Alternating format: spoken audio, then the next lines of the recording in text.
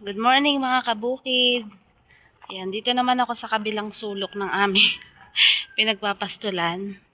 Ayan, ang lago ng damo dito. Tapos nanguha ako ng ampalayan ligaw. Ayan, magluluto ako ng munggo. Nanguha muna ako. Ayan o, ang dami. Ayan o, may bunga pa nga o.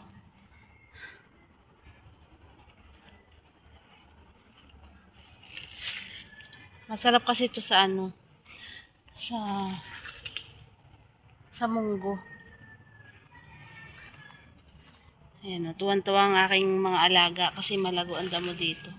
Nasaan na yung bunga? Nasaan na nakita ko? Nawala.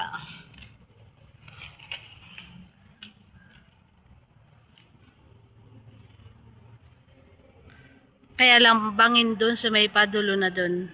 Kaya hanggang dito lang ako sa bukana. Ayan, dito sa paligid dito. Hindi lang ako nakapagdala ng ng itak. Ang hirap tapos hindi ako nagbota. Yeah. Kachinelas lang ako.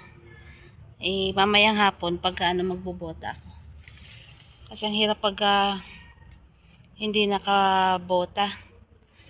Dapat hindi ko dito dadalhin. Doon muna ulit sa pinagdalhan ko kahapon.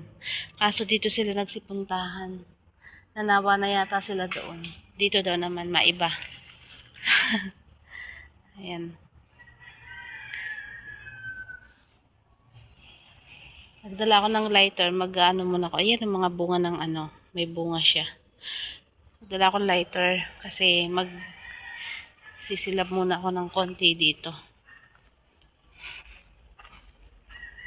Andun yung asawa ko nagpapastol ng baka. Ito naman baka ng kapitbahay. Mga imported na baka. Yung baka yan, yung mga bakang yan, ginagatasan talaga nila. Marami ditong baka doon sa kabilang area doon. Ayan. Ayan yung mahaba ang dila. Tsaka ayan yung aming isang inahing kambing. Diyan sila pumunta, hinayaan ko na dyan. Kasi medyo kulimlim ngayon. At least kung umulan, may masisilungan sila.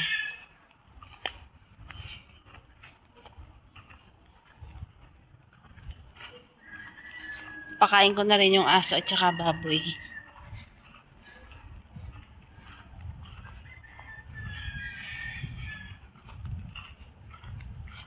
Dati maraming kalamansi dito kaso ayan namatay na din. Kasi nung dumaan yung tag-init na sobrang tag-init, yun, nangamatay yung puno ng kalamansi. Tapos ito naman yung tinatambayan namin na puno ng mangga. Meron na ulit mga maliliit na bunga. So, sure na yon sa summer.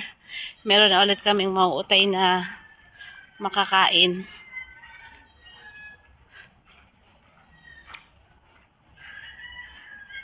Ayan o.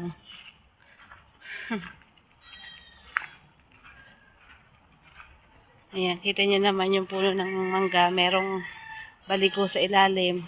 Pwedeng upuan. Kaya habang nakatambay dyan, kain-kain ng mangga. Maraming bunga oh. Ay, lalagay ko muna to sa tricycle.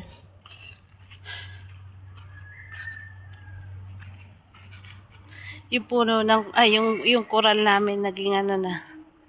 Yan, ang daming baging, binagsakan na kasi din ng kawayan.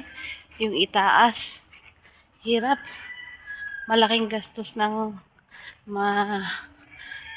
dyan kasi madaming ayusin bago pa yung mga kawayan nung bumagyo. Yun, katulad nun, gumiba yung na yun.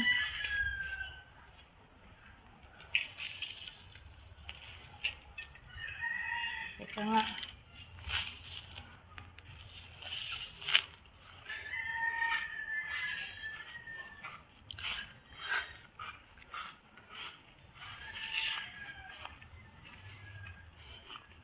Hindi naman namin kayang ayusin yan ng asawa ko.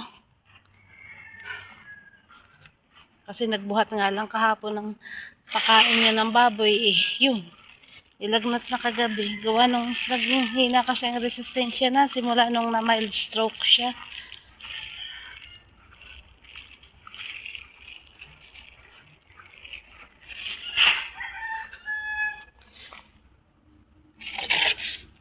Magsisilab lang muna ako ng konti para may usok dito.